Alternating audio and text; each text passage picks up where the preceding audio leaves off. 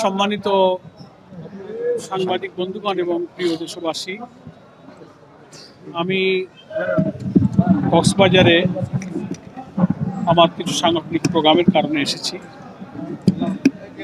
দেশের বর্তমান রাজনৈতিক আইন শৃঙ্খলা, আর্থসামাজিক পরিবেশ, জননিরাপত্তার বিষয়গুলো একটা নির্বাচিত সরকার ক্ষমতায় অধিষ্ঠিত হয়ে সরকার গঠন করার পর জনগণের যে আকাঙ্ক্ষা ছিল, জনগণ কিন্তু সেই আকাঙ্ক্ষার কোনো সফলতা দেখতে পাচ্ছে না।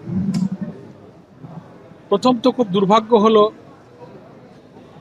সহস্রাধিক জীবনের বিনিময়ে প্রায় 30-40 হাজার মানুষের ক্ষত বিক্ষত আহত রক্তাক্ত স্মৃতির যে জুলাই জাতীয় সনদ, যেখানে বিদ্যমান রাষ্ট্র কাঠামোকে পরিবর্তন করে একটা নতুন বাংলাদেশ, দুর্নীতি, স্বজনপ্রীতি, দলীয়করণ মুক্ত, জনগণের আকাঙ্ক্ষা অনুযায়ী একটা মানবিক বাংলাদেশের জন্য যে নতুন বাংলাদেশ আমরা গড়তে চেয়েছিলাম, বর্তমান সরকার ক্ষমতায় আসার পর পার্লামেন্টের চলমান সেশনে যে বক্তব্য দিয়েছেন বা এর বাইরে তাদের নেতৃবৃন্দ যা বলছেন, তাহলে আলটিমেটলি তারা জুলাই সনদকে বাস্তবায়নের যে প্রতিশ্রুতি দিয়েছিলেন জাতির উদ্দেশ্যে, জাতির কাছে, সেই জায়গা থেকে তারা একেবারে 180 ডিগ্রি ফিরে গেছে। এখানে জনগণ হতাশ এবং নিরাশ। আমরা এখানে অনুরোধ জানাবো সরকারি দলকে যে সংবিধানকে অজুহাত না বানিয়ে সত্যকে স্বীকার করুন। জুলাই সনদে আপনারা স্বাক্ষর করেছিলেন, সেখানে যে অঙ্গীকারগুলো ছিল, ফ্যাসিবাদ বিরোধী আন্দোলনে আমরা যারা রাজনীতির ময়দানে ছিলাম সবাই আমরা সেখানে স্বাক্ষর করেছি।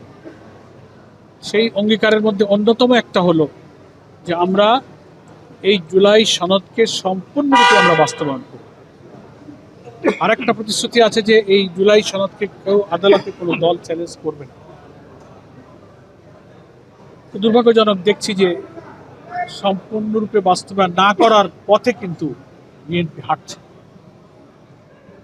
অথচ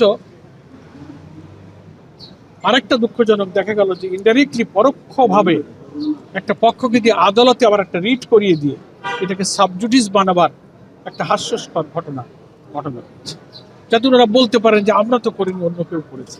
অথচ আমাদের কাছে ভিতরের তথ্য আছে। অ্যাটর্নি জেনারেল অফিসকে, অ্যাডভোকেটদেরকে নানানভাবে ইনডাইরেক্টলি ইঙ্গিত করা হয়েছে এবং সরকারের পরোক্ষ মদদেই কিন্তু রিটটা হয়েছে। এগুলো খুব দুর্ভাগ্যজনক, এটাকে দ্বিচারিতা বলা। এই পথ থেকে ফিরে আসতে আমরা বলবো, কারণ জনগণের অভিপ্রায়টাই হচ্ছে সর্বোচ্চ আইন। Will of the people is sovereign. BNP সব মিলিয়ে সব আসনের ভোট মিলাইলে প্রায় 3 কোটির মতো ভোট তারা পেয়েছে। আর গণভোট যে হাজযুক্ত হয়েছে, সেখানে ভোটের পরিমাণ 4 কোটিরও বেশি। বেশি ভোটের গণ আকাঙ্ক্ষা, অভিপ্রায় কি 3 কোটি লোকের কাছে পরাজিত হবে?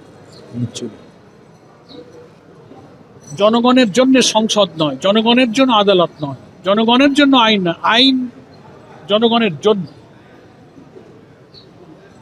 আমি বলতেছিলাম আগের কথা, যে আদালতের জন্য মানুষ নয়, আইনের জন্য মানুষ নয়, পার্লামেন্টের জন্য মানুষ নয়, মানুষের জন্য পার্লামেন্ট, মানুষের জন্য আদালত, মানুষের জন্য আইন।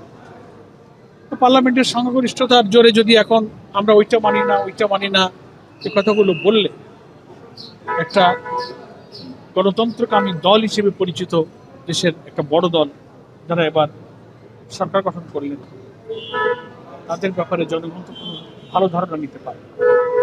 সেজন্য আমি অনুরোধ জানাবো, এখনো সময় আছে, পার্লামেন্টের ঈদের বিরতি চলছে, 29-এ আবার সেশন শুরু হবে। সংবিধান সংস্কার পরিষদের সদস্য হিসেবে আর পার্লামেন্ট মেম্বার হিসেবে 2টা শপথ নেওয়ার কথা ছিল নির্বাচন। একই প্রেসিডেন্সিয়াল অর্ডারই কিন্তু 2টা ইলেকশন হয়েছে, গণভোট হয়েছে, জাতীয় নির্বাচন হয়েছে। একই আদেশের অধীনে অনুষ্ঠিত নির্বাচন, একটা হালাল হয়ে গেল, একটা হারাম হয়ে গেল। এটাকে তো আপনি অন কাইন্ড অফ দ্বিচারিতা।